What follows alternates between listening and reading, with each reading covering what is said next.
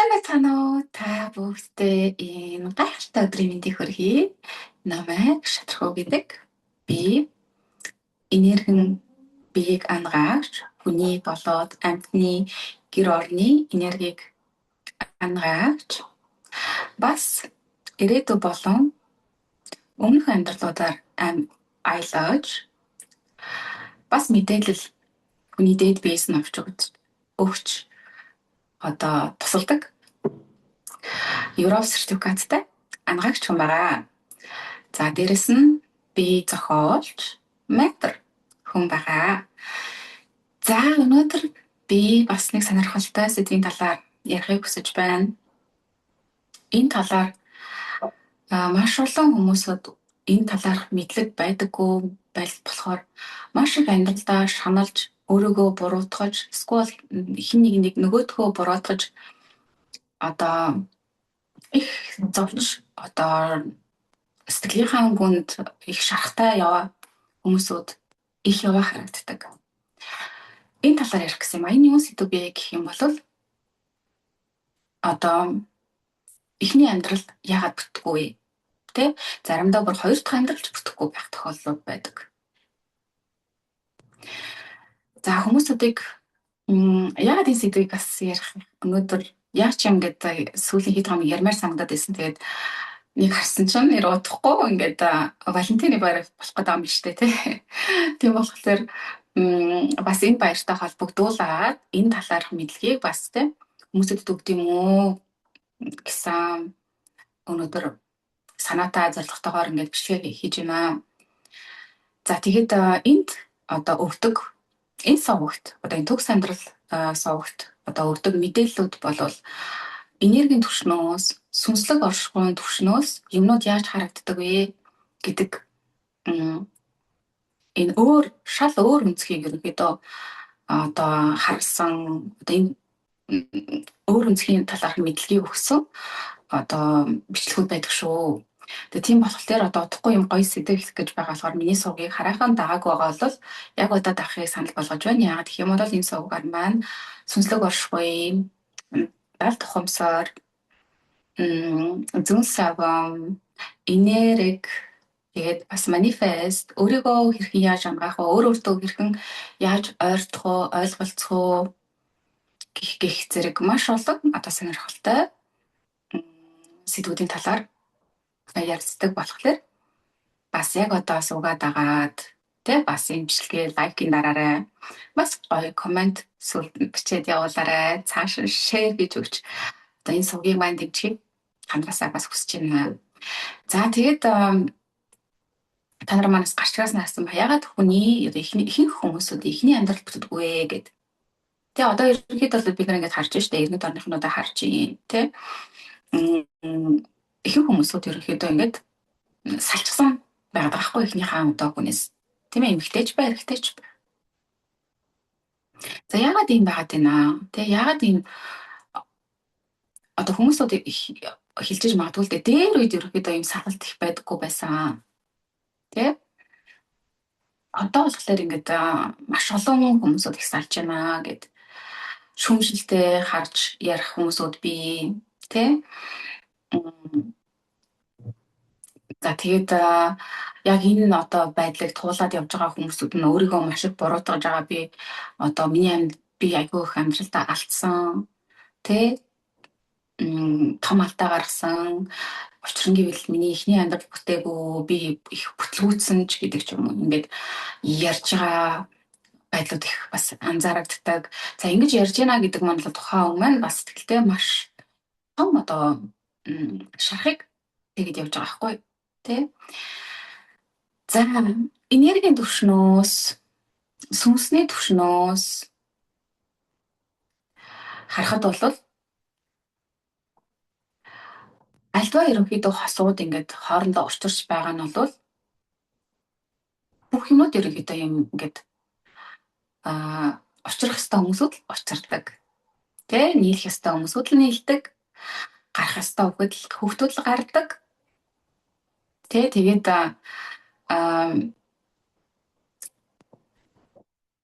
болохгүй болоод л хоёр хүмүүсүүд хоёр хүн маань тэ салж байгаа. Тэ ямар нэгэн одоо амьдралын шалтгаан байж болно.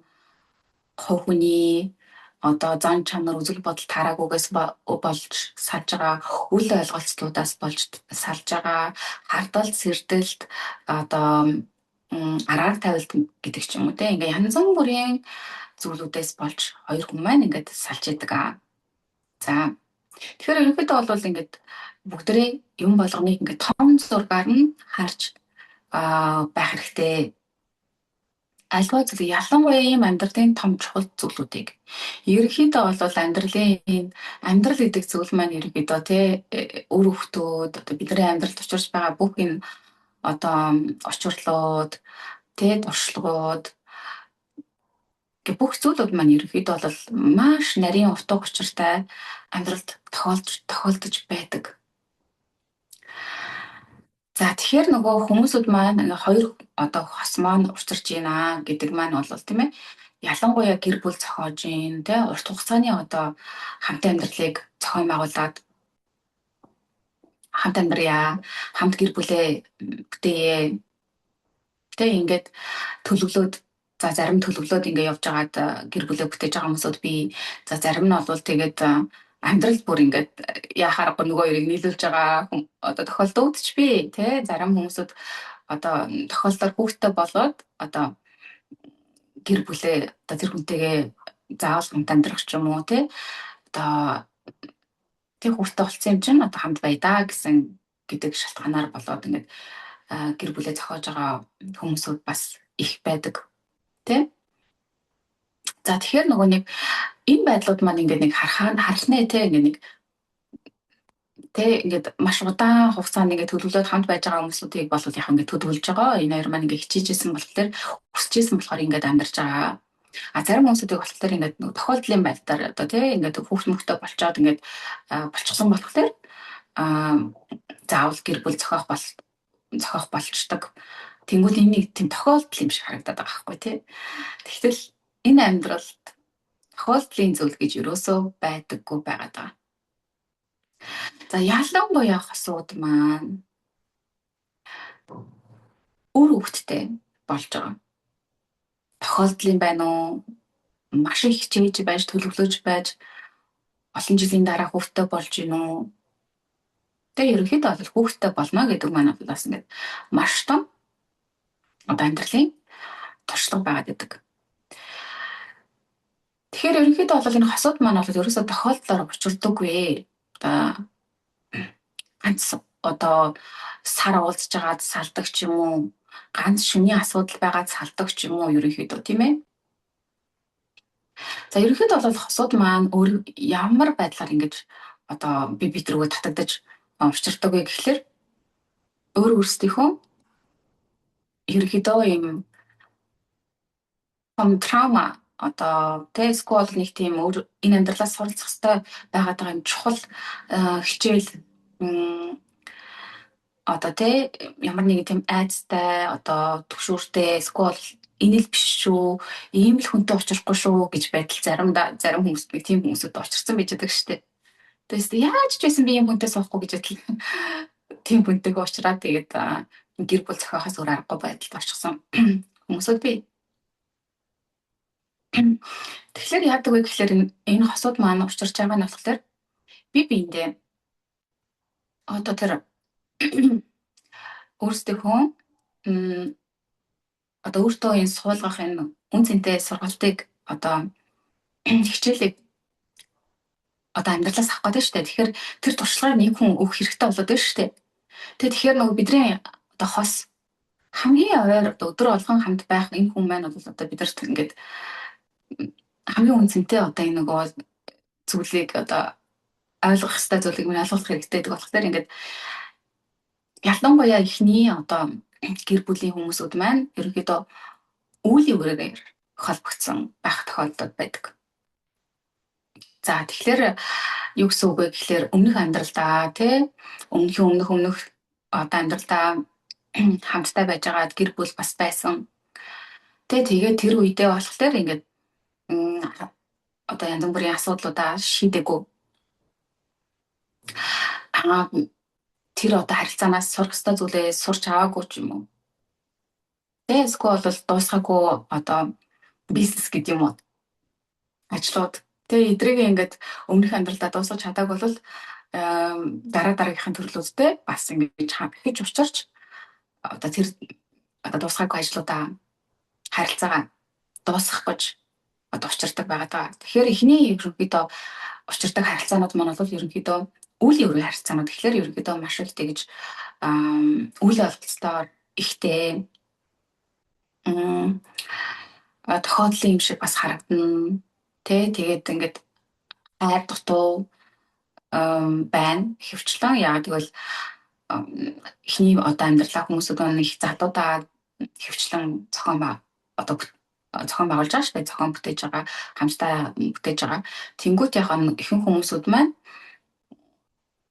хөвчлэн өөрийгөө ойлгоогүй, өөрийгөө таниагүй, өөрийгөө хайрлаагүй, өөрийгөө хүндлээгүй. Тэ ингээд өөр дээрээ бүрэн дүр ажиллаа хийж амжаагүй байдаг байхгүй. Тэнгүүд яг энэ хүмүүсүүд маань ингээд өөр хүнээс одоо тэр хайрыг хүсдэг. Өөр хүн намайг л аз жаргалтай болгон. Би болохоор яагаад гэвэл юм дутуу тийм одоо надад нэг юм дутаад байна. Тэр нь болохоор хайр бах. Тэ нэг залуутай нэг хүүхэнтэй бүсгүйтэй уулзчих юм бол ингээд миний амьдрал одоо бүрэн дүрэн болчихноо гэдэг ч юм уу тийм. Ингээд нөгөө нэг ямар ч одоо өөрийнхөө дотор одоо аз жаргал хайр гэдэг энэ энергийг энэ ухамсарыг өөртөө суулгаагүй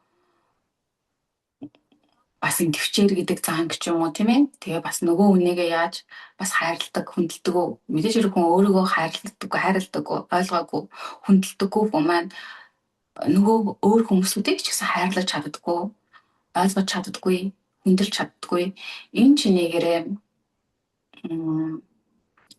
үйл ойлголцлууд маш их одоо үүсэж тэгээ эцэстээ ингээд хосууд маань салдаг байгаа хгүй. За тэгээд тэгэхээр яг одоо хосууд маань эхний амьдрал маань бол үйл явртай холбоотой байдаг болохоор хөвчлэн ерөнхийдөө удаан үргэлжлэж чаддгүй. Зарим тохиолдлуудад удаан үргэлжилдэг. Яагаад гэх юм бол хин зэрэг гаргаж чаддгүй. Энэ үйл яврын харилцаа гэдэг зүйл маань болохоор ерөнхийдөө их аз жаргал өгдөггүй харилцаа байдаг байхгүй.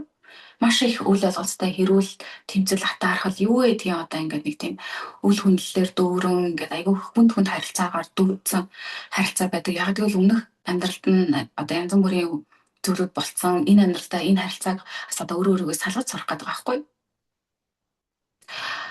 Хэрвээ тэр тухайн хоёр хос маань тийм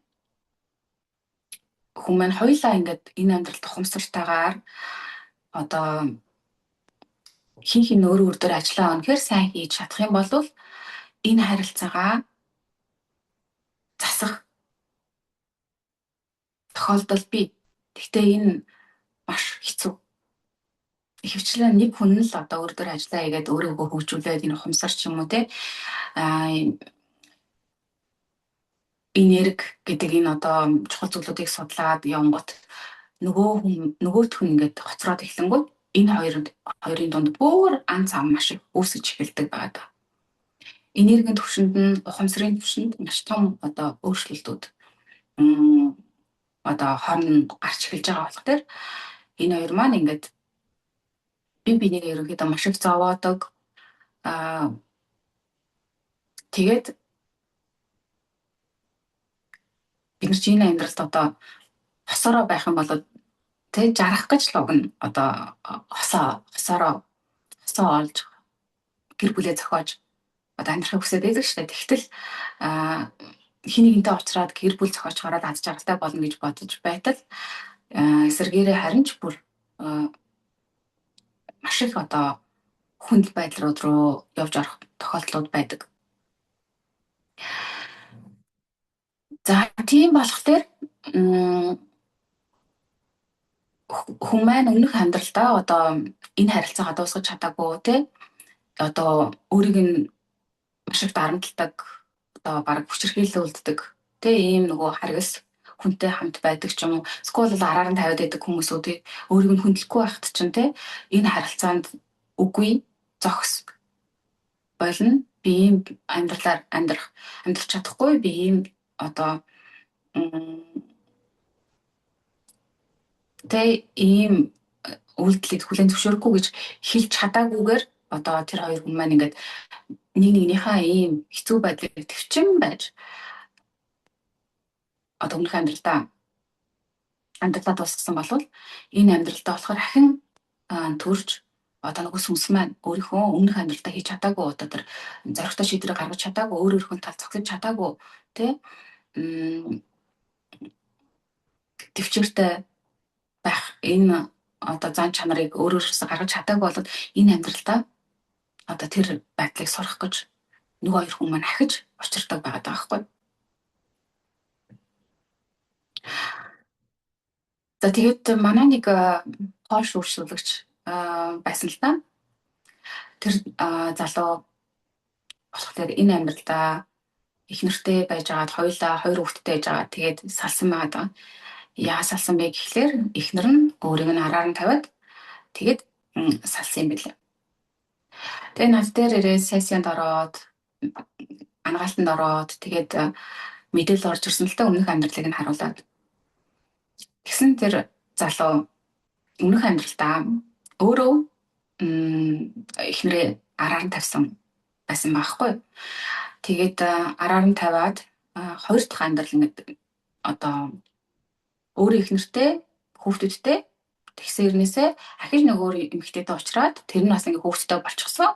Ингээд нэг хоёр гэр бүлтэй ингээ хоёр одоо гэр бүлийн одоо эмэгтэй хүний дунд ингээд явж исэн залуу байгаа байхгүй.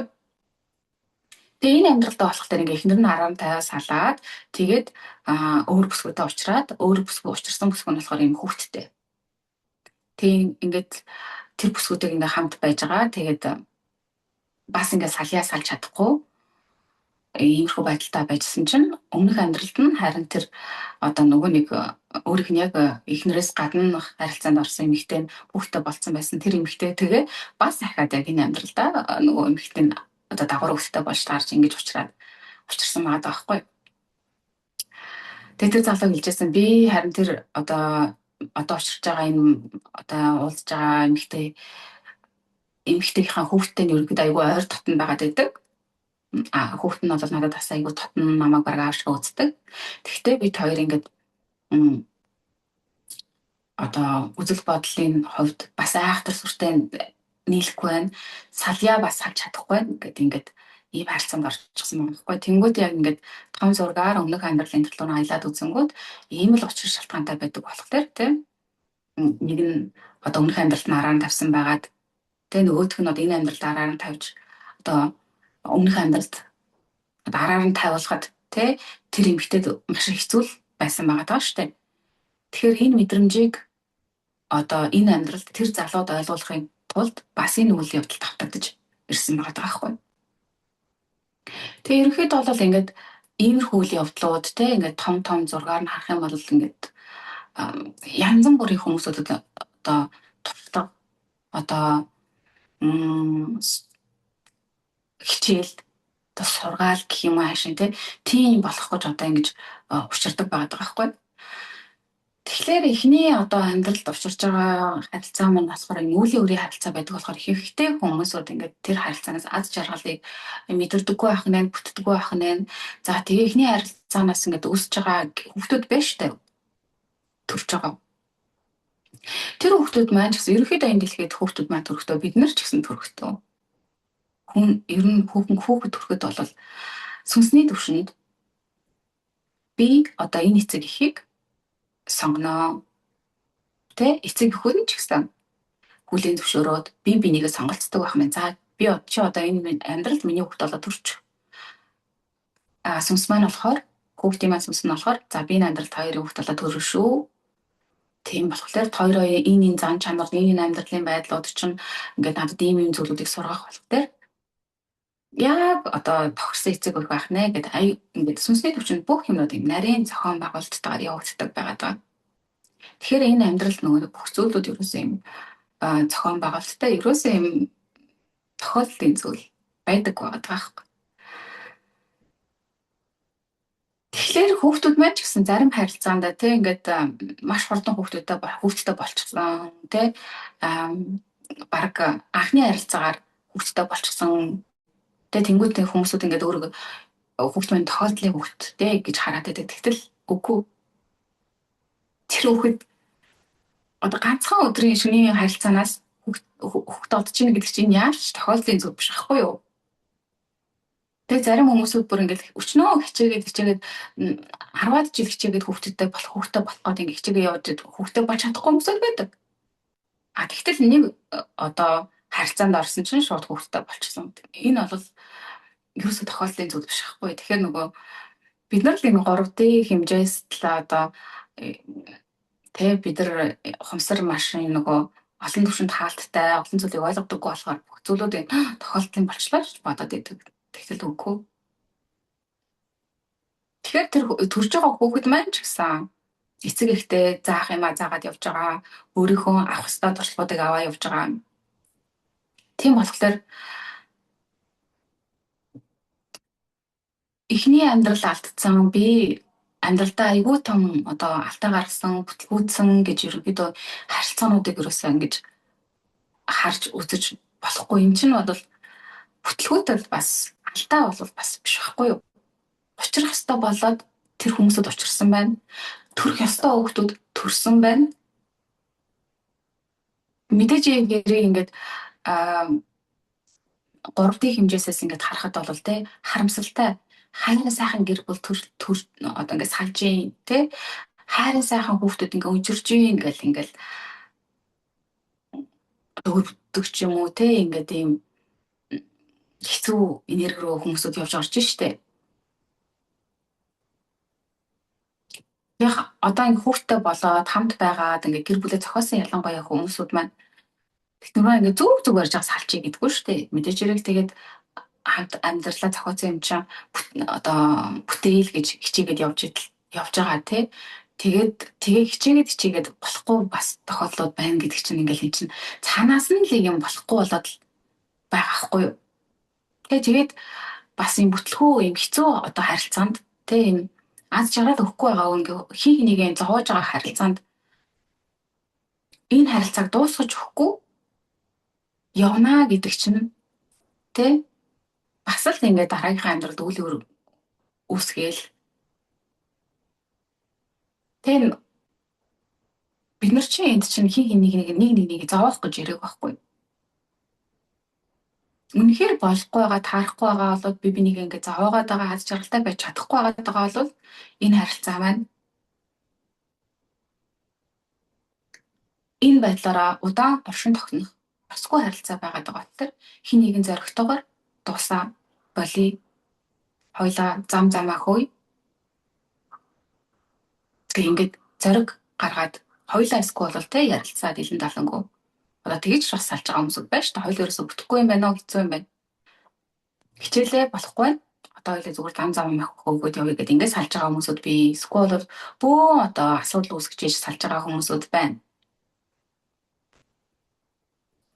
Тэгээ хүмүүсүүд маань яг зовон дээр үйд хүмүүсүүд ингээд салт байдаггүй байсан гэж байгаа.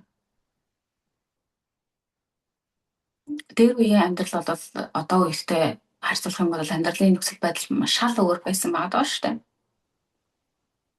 Одоо болохоор биднэрт илүү их боломж одоо нийтдээ байгаа даа болохоор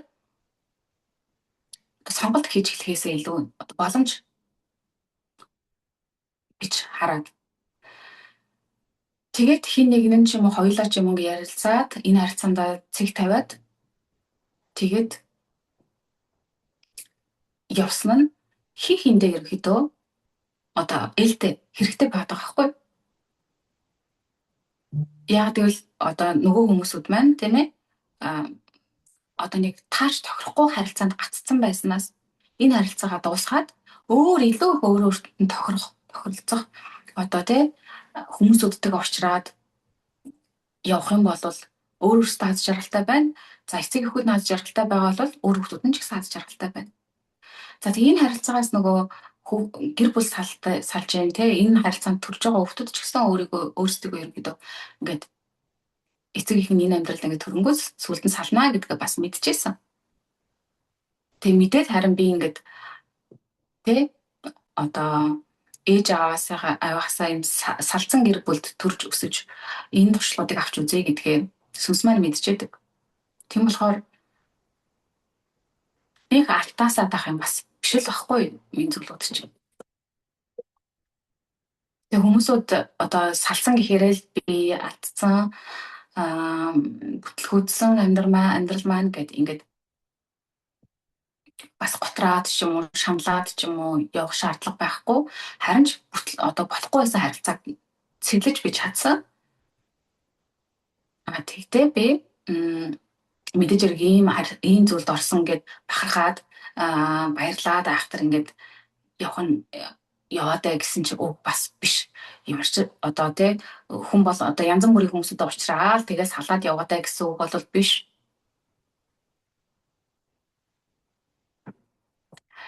Энэ салсан харилцаанаасаа сурах ёстой зүйлүүдээ сурч аваад, ойлгох ёстой зүйлээ ойлгож аваад тэгээд өөр дөр хийх ажлуудаа хийгээд тухайн хүн маань тэгээд ингээд эхний амьдралаасаа салсан байлаа гэхэд дараах амьдралаа эхлүүлэх боломжтой.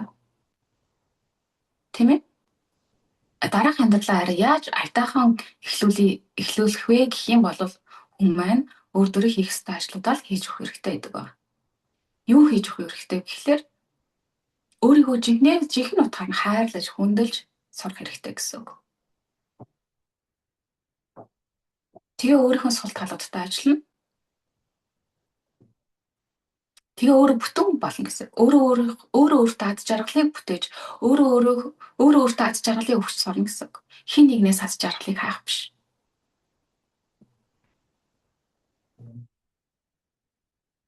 Тэгээд яг хоо ихэнх тохиолдолд одоо энэ дэлхийд нөгөө нэг харилцаа нь ингээд бас амархан салчаад байдаг байдлууд маань болохоор хоёулаа одоо хоёр хүн нийлэхдээ хин нь одоо ямар ч хайр, хүндэтгэл одоо тий ойлголцол, төвчээр тууштай байдал гэсэн энэ зан чанарууд хинд нь байхгүй байдаг. Тэгээ ингээд нийлэхлээрээ асуудлууд өсөж эхэлдэг. Яаж юм доктортой сайхан ад жаргалтай харилцааг бүтээх вэ гэх юм бол хүн эхлээд өөрөө л ажлыг хийнэ гэсэн үг. Өөрийнхөө ухамсарыг сэтгэл зүйн түвшинд өөрийгөө хангаана, өөрийнхөө янз бүрийн траума, сэтгэлийн шархууд тэдрийг бүгдийг нь хангааж өөрийгөө ухамсарын түвшинд баш дээшлүүлж энергийн түвшинд цэвэрлэгээнүүдийг ангаалтуудыг хийж өгч өөрөө яг юм бүтэн ганцаараа байхдаа ганц бий байхдаа одоо өөрийн гэсэн амьдралтай тий өөрийн гэсэн дуртай зүйлээ хийгээд ад жаргалыг авч чаддаг, өөрийгөө гой хайрлаж чаддаг, хүндлэж чаддаг. Ийм хүн болж чадсан үед хүний энерги одоо маш гоё ингээд өндөр болж өгнө. Ухамсар нь ч гэсэн маш их тэлэгдсэн байгаа болохоор хүн сонгох партнер одоо партнертай ч гэсэн одоо тавих шаардлага нь шал өөр болчихно. Тэг хүн маань энэ ажлаа өөрөө сайн хийж чадсан бол угаасаа яг ийм одоо бүтэн аз жаргалтай хайр хүндлэлээр яг дүүрэн яг өөрсдөө адилхан хүний одоо өөртөө татаж эхлэх. Тэр хүнтэйгээ уулзах ёстой цагтаа уулзраад хоёр бүтэн хүн нийлэхлээрээ маш гоё одоо хоёулаа хайраар ундарчихсан тий аз жаргалаар ундарчихсан ийм хүмүүсүүд яг угаасаа иргэн тойронд байгаа хүмүүсүүдээ бас аз жаргалтай болгох шүү дээ. Тэгэхгүй хийх юм одоо гуйлгагүйс намайг хайрлаач, намайг ойлгооч, намайг хүндлээч, намайг аз жаргалтай болгоод өгөөч гэсэн нэг ийм одоо байдалтай харилцаанд явж орохлоор нөгөө хүн маань бас хоосон савнаас юу ч цутгаж чадахгүй. Тэгэхээр бид нөр өөрсдөө савыг бэлтгэх хэрэгтэй.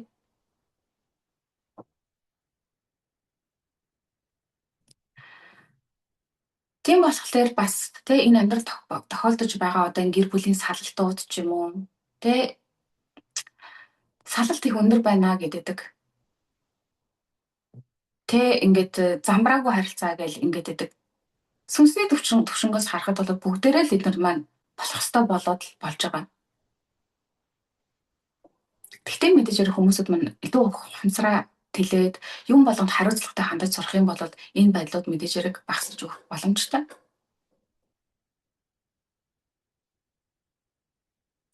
Тэгэхээр нөгөө хүмүүсүүд маань бас нөгөө энэ матриксийн бас буруу ихтгэл үнэмшилт те их л олон одоо хүүхнүүдтэй явуулдаж байх юм бол их л олон залуучуудтай уулзагдаж явж явах юм бол их сайхан модны гэсэн ийм нэг одоо ихтгэл үнэмшилт одоо буруу ихтгэл үнэмшилт автаад тийм ихтгэл үнэмшилт автж гин гэдэг маань бол тухайн хүн маань бас өөрийгөө хайрлахгүй байгаагийн шинж, өөрийгөө хүндлэхгүй байгаагийн шинж.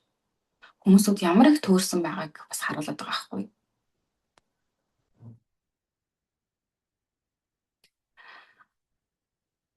Тийм болохоор ухамсар дээр бид нар ажиллах хэрэгтэй. Тэ ухамсараа хэлэх хэрэгтэй. Хүн шиг хүн болох хэрэгтэй. Жинхэнэ аз жаргалтай хайраар дүрэн гэр бүлийг бүтээе гэх юм бол бид нар өөрсдөө хэлээд тийм хүн болж хуурах хэрэгтэй байна. Харин хоёр ийм хайраар дүрэн ухамсар өндөр аз жаргалаар дүүрэн хүмүүсүүд мэдээж яриг бас өөр хүмүүстээ гарч ирж байгаа хүмүүстээ бас хайраар хайрлна, бас хүндлэн, бас аз жаргалтай хүн болгон бэлдэж чадна. Тийм болохоор өнөөдөр та ямар ч амьдралын туршлагатай байж болно. Тэ эхний амьдралаа зохиогоод бүтээгүй байж болно. Хоёр дахь амьдрал ч гэсэн бас зарим үед тэ хүн маань сурах ёстой зүйлүүдээ сурч аваад өөрийнхөө хийх ёстой одоо өөр дөр хийх ёстой ажлуудаа хийгээд өөрийнхөө даалгаврыг сайн хийж чадаагүй байх юм бол бас л дараагийн амьдрал бүтэлгүйтэй шүү дээ. Зарим тохиолдолд зарим хүмүүсд бүр 3 4 амьдрал зохиогоод бүтээгүй тохиолдол байдаг.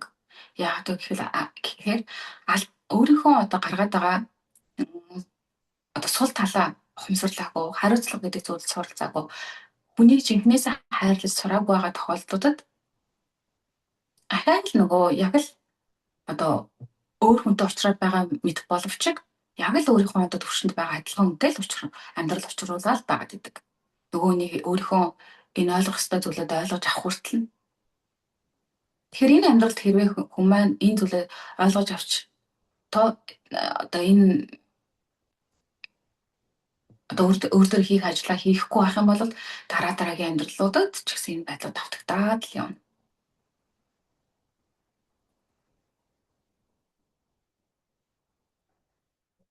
Тийм болохоор бид нар эхлээд одоо юуны тухайд түрээгүй бас нэг хүнээс салаад шууд дараагийн амьдрал зохиодог ч юм уу дараагийн харилцаанд орох гэхээсээ илүү хэсэг хугацаанд тэ хэдэн сар байна уу хэдэн жил шаардлагатай байна уу ганцаараа байгаад яг өөртөө нүүр тулаад өөрийнхөө сул талыг ойлгож аваад за өмнөх миний энэ харилцаа яагаад бүтсэнгүй тэ би миний талаас би юун дээр алдаа гаргасан байна гэдэг ч юм уу тэ ингэж дүгнэлт хийгээд тэр зүйлүүдээ өөр дээрээ одоо засаж залруулж сайжруулад хин нэгнээс аз жаргалыг хайх гэж хайрыг гуйх гэж биш хин нэгэнд хайрыг өгөх гэж хин нэгнийг аз жаргалтай болгоход өөрийнхөө аз жаргалаас нөгөө хүнтэйгээ хуваалцах чадвартай өөр дээр энэ бүрэн ангаалтыг хийж чадаад тэгээ бүрэн ингээд гоё аз жаргалтай болчихсон хайраар ингээд балхичихсан ийм гоё бүтэн болсон байгаа үедээ өөр нэг бүтэн хүнтэй уулзраарай.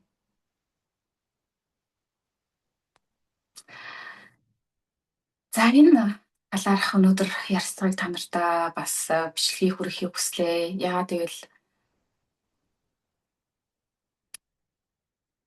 алдаа гэдэг зүйл ерөнхийдөө бас энэ амьдралд байдаг байхгүй. Туршлага гэдэг зүйл байгаад байгаа. Сүнсний төвшнгөөс харахад бид нар л одоо энэ логикоороо ойлгохын тулд л одоо энэ алдаа, энэ зөв, энэ буруу, ингэж болдоггүй, тэгж болдоггүй гэл ингээл бөөн харамсал гониг зовлон үзий ядалт, хорслын энерги рүү ингэж өөрөөсөө явуулж орж өөрийгөө ч зовоодог, өрөөлийг ч зовоодог. Ингээ нарийн зүйлүүд ойлгохгүй яваал олон амьдралыг нэг мэтгэд үдчихсэн байж байдаг. Тийм болохоор та нар маань энэ зүйлүүдийг бас ойлгох хэрэгтэй. Тэгээд бас харилцаанд орсон. Тэгээ янз бүрийн одоо нэг сар байсан уу, хэдэн сар байсан уу, хэдэн жил байсан уу харилцаа, хэд хоног байсан уу харилцаанд орж исэн тийм ээ. Хүмүүсүүд маань бас одоо тэр харилцаанд орж байгаа одоо бэлгийн харилцаанд орцож байгаа хосуудын хооронд энергийн түвшинд холбоос үүссэн байдаг. Тэгээд холбоосыг бол салгаж өгөх хэрэгтэй байдаг. Янз бүрийн түвшинд одоо энэ холбоос нь янз бүрийн түвшинд одоо чакрануудыг хаалт үсгээд хаачсан байж байдаг. Зүрх хүрдийг ч юм уу тийм ээ. Гурд хүрдийг ч юм уу одоо өөртөө итгэх итгэлээ хүрд гэх гурд хүрдийг хаачсан байх юм бол хүн өөртөө итгэж чаддаггүй бүрэн дүрэн. Зүрх хүрдийг хаачсан байгаа бол ахиж хүнд итгэж чаддаггүй, ахиж хүнд зүрхээ нээж чаддаггүй ийм айдсын энергит яваад орчихсон байж байгаа. Энэ холбоосыг салгаж өгч тэр харилцаа маань хичнээн их байсан байна. Тэр харилцаануудыг дор бүрнэ гэж салгаж өгөх хэрэгтэй. Ялангуяа гэр бүл удаан хугацаанд амьдарсан энэ харилцаагаа ингээд дуусгаж байгаа, цэглэж байгаа бол бас энэ холбоосыг энергийн түвшинд үүссэн байгаа холбоосуудыг салгаж өгч аль хүрднүүд дээр хаалт үүссэн байгаа энэ хүрднүүдийн хаалтуудыг нээж өгөх хэрэгтэй байдаг. Тэгээ энэ сессия буюу session энергийн ангаалт цэвэрлэгийг би бас хийж өгдөг. Тэгээ хүмүүсүүд маань хэрвээ одоо дараагийнхаа амьдралыг эхлүүлэхээр бэлдэж байгаа, зэхэж байгаа тийм болвол энэ одоо харилцаагаа энергийн түвшинд цэвэрлэж өгч энэ холбоосыг таслаж өгч ээж хүн маань яг одоо хойшоо хараад өнгөрсөндөө гацаад явагддаг байсан бол энэ холбоосуудыг салгаж өгөхөөр урагшаа хараад яг бүрэн бүтнээр бас дараагийнхаа шинэ харилцаанд орох итгэлтэй ингээд зүрхээ нээх өөрийгөө хайрлах гэд ингээд шинэ түвшин рүү очих боломжтой болж байдаг. Тийм болохоор та нар маань бас энэ харилцаа, энэ энергийн түвшинд хаалт холбоосыг салгаж өгөхийг хүсэх юм бол бас надтай холбогдоод сессиянд ороод энэ холбоосуудыг салгуулах боломжтой. Сессигаар би болвол ганц энэ амьдралын харилцаануудыг биш, бас өмнөх амьдралд учирч байсан холбоосуудыг бас салгаж өгч, цэвэрлэж өгч, нэгд хүрдэн дээр болоод бүх хүрдэнүүд дээр маш нарийн цэвэрлэгээнүүдийг хийж өгч, тэр чинээрээ хүрднүүд маань итгэвчж, нээгдэж өгөх тусам хүн маань эрч хүчээр цэнэглэгдэж эхэлж, өөрийгөө хайрлаж, өөрийгөө ойлгож, өөртөө итгэх, өөдрөг үзэл гэд маш олон одоо чухал зүйлүүдээ зан чанаруудаа нээж олж авдаг байгаа. Тийм болохоор энэ сессинд бас орохыг хүсэх юм бол та нар маань надтай холбогдож болно. Энэ бичлэгийн доор бүх нарийн мэдээлэлүүд орчихсон байгаа болохоор тэр мэйл руу маань бичээд, WhatsApp руу маань бичээд цагаа аваад бас энэ хамгаалтанд орох боломжтой шүү. Тэгээ энэ бичлэгийг маань энэ хүртэл үзсэн та нартай маш их баярлалаа. Тэгээ утгагүй Валентины баяр хүргэж байгаа та хосоор байгаа бол тэгээ үнэхээр чихэн хайр олчихсон, чихэн хайртайгаа аз жаргалтай байгаа бол энэ баярыг аз жаргал дүрэн тэмдэглээрээ. Ганцхан энэ баяраар л баярлдаг биш. Өдөр болгон ерөнхийдөө бол хайрын баяр мэтэр би бинийгээ баярлуулж амьдарч явах хэрэгтэй. Одоохондоо та нар маань тий ганц бие ч юм уу байгаа бол санаа зовох шаардлагагүй. Өөртөө хийх ажлуудаа сайн хийгээд явчих. Өөрсдийнхөө энергийг өндөр болов, өөртөө хайрын гэрлийн энергиээр цацар. Тэгж чадсан үед бас өөрөө чинь гой байгаагийн бүлээн зөвшөөрөх, хайрлаж чадах, хүндэлж чадах тийм гайхалтай бас хайртай учрах сонголтыг сүнс нь хийсэн бол тийм хайртайгаа учрах ёстой цагтаа учраад явна. Харин энэ ажлыг хийж өгч чадахгүй байх юм бол доогуур энергиэр одоо долгионтой байгаа бол тий эрчмээр цацраад байгаа бол бас л өөр хүнтэй уулзрах юм бол бас л өөрийг чинь зовоох доод энергийн доод эрчимтэй хүнтэй уулзраад бас л хэцүү байдал руу явж орох болохоор дараагийн одоо харилцааг эхлүүлэх гэж яарах шаардлага байхгүй. Ганцаараа байхаас бас айгаад авах шаардлага байхгүй. Зоригтойгоор харин өөртөө нүүртвэл амьдрал өөртөө чинь боломж олгож байна. Энэ боломжоо харин зөвөр өөрт хэрэгтэйгээр ашиглаарай. Тэгээд энэ гайхалтай сайхан газараасаа та бүгдтэй хайрын гэрлийн энергийг явуулъя. Бодохгүй дараагийн хамшигэр уулзъя. Түр баяртай.